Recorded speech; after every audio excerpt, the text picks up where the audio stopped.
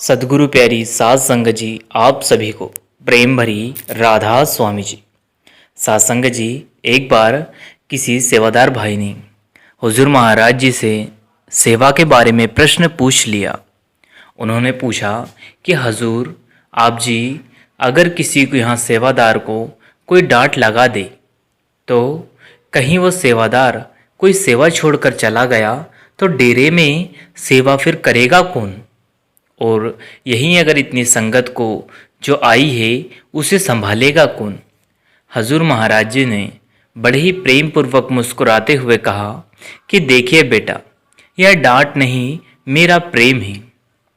अगर आप इसे यूं समझें कि अगर कोई बच्चा कोई गलती करता है तो उसका पिता उसे पुलिस के हवाले तो नहीं करेगा, उसे मेरे ख्याल से डांट फटकार कर समझाएगा।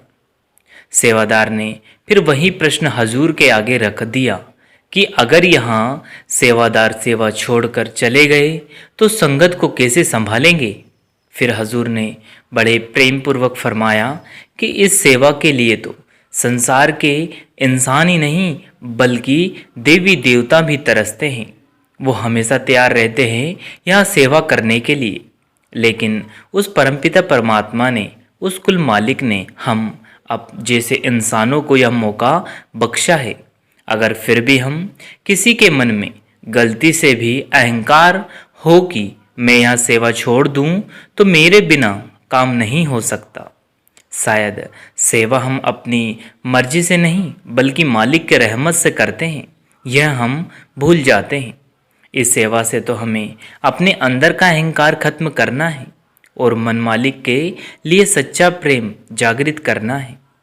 हजूर ने एक बार फरमाया था कि संगत तो हमारी मेहमान होती है और जो सेवादार होते हैं यहाँ सब मेरा परिवार है।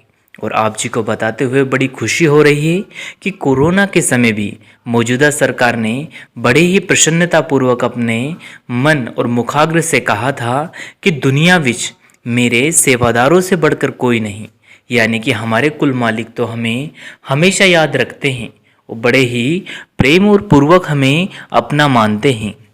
बस कहीं कमी है तो हमारी, हम ही सेवा जब करते हैं तो हमारे मन में दया और प्रेम की जगह अहंकार आ जाता है कि अगर हमने यह सेवा नहीं करी तो यहाँ सभी काम बिगड़ जाएगा। लेकिन हम भूल जाते हैं कि सेवा हम कर ही नहीं सकते। करवाने और करने वाला तो वह कुल मालिक होता है, वही हमसे सेवा करवा सकता है। वो बड़े ऊंचे भाग्य और मालिक के दया मेहर हो, उसी को सेवा प्राप्त होती है। यहाँ के कर कुल मालिक ने सभी को बड़े ही प्रेम पूर्वक कहा कि भाई कुल मालिक की यह सेवा है और इसे बड़े ही इत्मीनान और प्रेम पूर्वक करिए। इसका फल क्या मिलता है यहाँ तो आप जानते ही नहीं, यहाँ कुल मालिक ही जानता है कि इसका फल आपको क्या मिलेगा। साथ संगत जी, इसके बाद कुल मालिक ने समझाया कि हमारे लिए सबसे मुख्य अगर कोई सेवा यानी कोई ज़रूरी सेवा है और कोई बड़ी सेवा है तो वहाँ है भजन सुमरन, जिसे कि हमें नित्य नेम से हमें वक्त देना बहुत ज़रूरी है। साथ ही कहा कि यदि हमें कुल मालिक से सच्चा प्रेम हो जाए तो हमारा भजन सुमरन हो गया मानो।